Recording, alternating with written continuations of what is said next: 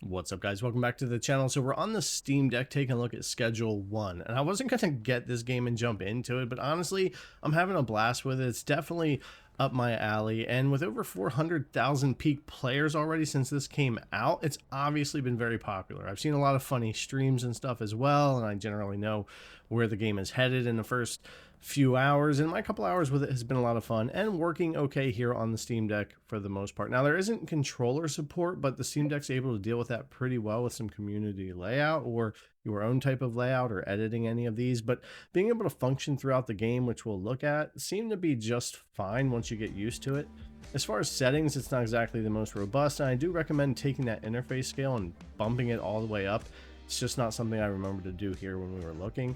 I ultimately just landed on high settings because there isn't really much difference. The game doesn't max out resources or run that high anyway, and we'll take a look at that. But it's really not about the performance as much as it is just the game's a lot of fun, and the fact that it runs well enough here on the deck and you can customize the controls to work even though there's no controller support is pretty cool.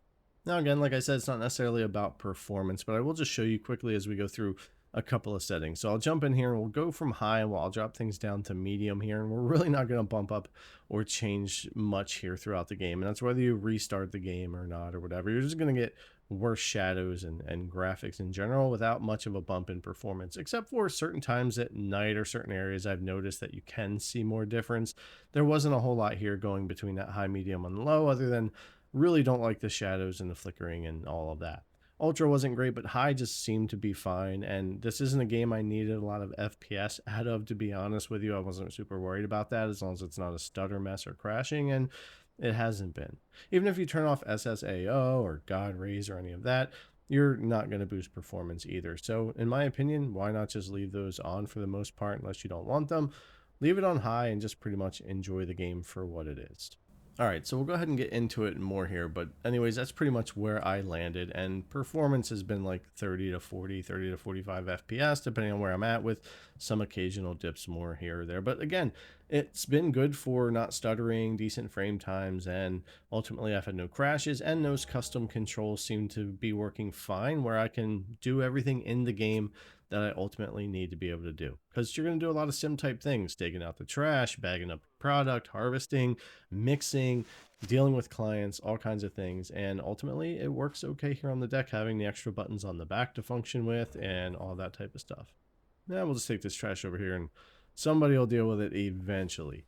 Just get it out of the motel. We're going to move to a bigger place here soon anyways.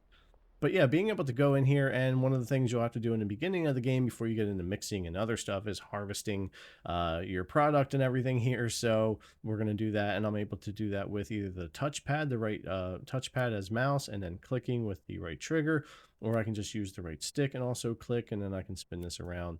WASD for all of your movements with walking, driving, or even rotating. This stuff is A and D, which is just mapped out to the joystick. So it works out fine. And then after we're done that, we of course got to bag things up, and pulling that off here, while cumbersome for me at first because I've been playing this with a mouse and keyboard, once I got used to either the trackpad or using the stick and the triggers and everything, I ultimately didn't have much trouble. And when you get used to using the back buttons for some of the other shortcuts, like the scroll wheel for quantities, escape, running quickly, all that kind of stuff, you get kind of used to it. Pulling up tab or using the menu button or the back button is pretty easy to get into your phone, list your products, see your messages, all that kind of stuff. I didn't have any problem navigating any of these menus and doing what I needed to here. So we post that up for sale. We'll get us a little message here. We can actually go back in there with our back button, click messages, click on here, do a deal, and we'll go take care of Sam right away here. So we're done with that. And yeah, no trouble. Like, again, a little cumbersome for me at first with all the buttons, but it all works, and I haven't run into anything that I can't do with this mapping in the game so far anyway on the deck. And even though performance isn't super high, again, I really wasn't worried about that too much in this game. But yeah, we can go through here. We'll interact with Sam here. We'll give him the good stuff that he wants. There you go, Sam. He only wants one, so I can actually just right click on that instead of left and just move one over at a time, and we could use a scroll wheel, which is one of the back paddle buttons, if we want to there. So there we go. Make the sale to Sam. He'll be happy here in a couple of seconds. Hello, Sam.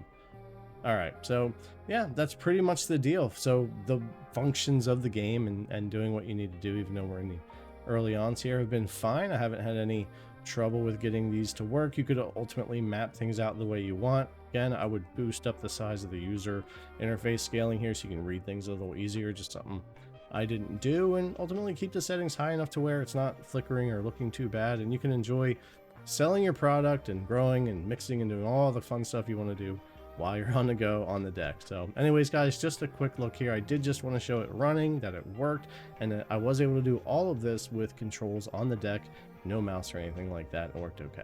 All right, guys, as always, thanks a lot for coming to check out the video. I really appreciate it, and I'll see you in the next one.